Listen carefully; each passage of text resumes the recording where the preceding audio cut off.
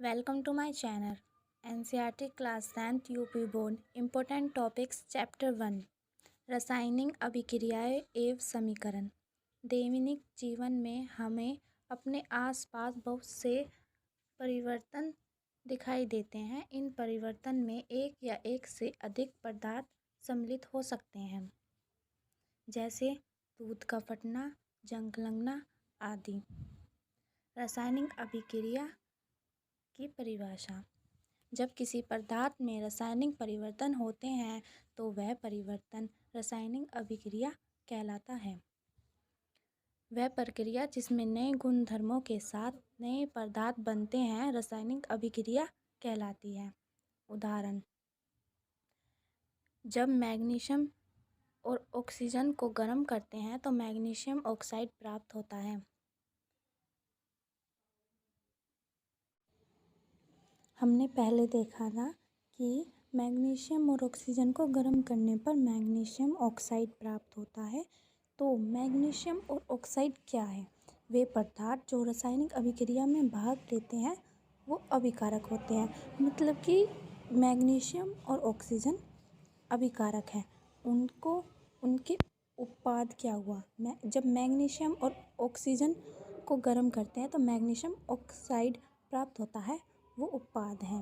रासायनिक अभिक्रिया के फलस्वरूप बनने वाले नए पदार्थ उत्पाद कहलाते हैं। अब आते हैं हम रासायनिक अभिक्रियाओं के अभिलक्षण। मतलब कि हम कैसे बता सकते हैं कि इसमें रासायनिक अभिक्रिया हो रही है। जब गैस का निकलना, जब किसी चीज़ में से गैस निकलती है तो हम कह सकते हैं कि ये रासायनिक अभिक्रिया हो रही है। अवक्षेप का बनना, जैसे कि पानी बर्फ़ में बदल जाता है। रंग में परिवर्तन, ताप में परिवर्तन और अवस्था में परिवर्तन, ये सब परिवर्तन हो रहे हैं तो हम कह सकते हैं कि रासायनिक अभिक्रिया हो रही है। अब पढ़ते हैं रासायनिक समीकरण।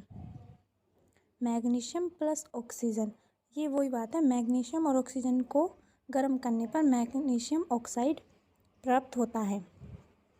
अब ये जो लिखने की क्रिया थी ये बहुत ज़्यादा लंबी थी, तो वैज्ञानिकों ने इसे सरल रूप से लिखने की विधि प्रस्तावित की, जिसे समीकरण कहा गया।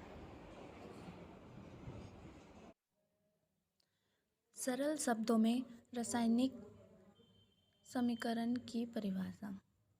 किसी अभिक्रिया, अभिकारक अथवा उत्पाद के प्रतीकों अथवा सूत्रों के रूप में प्रदर्शन रासायनिक समीकरण कहलाता है। जैसे उदाहरण: मैग्नीशियम ऑक्सीजन को गर्म करने पर मैग्नीशियम ऑक्साइड प्राप्त होता है।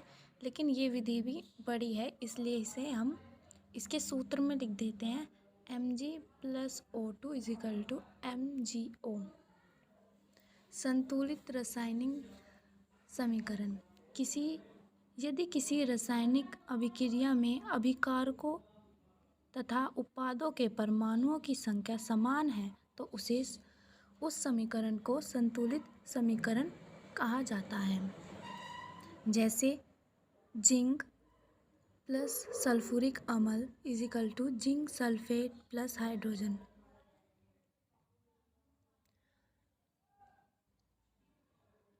अब इन्हें देख लेते हैं कि ये सब संतुलित हैं या नहीं।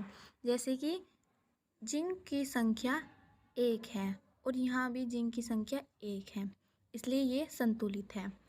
हाइड्रोजन 2 है, हाइड्रोजन यहाँ 2 है। सल्फ्यूरिक अम्ल 4 है और यहाँ भी सल्फ्यूरिक अम्ल 4 है।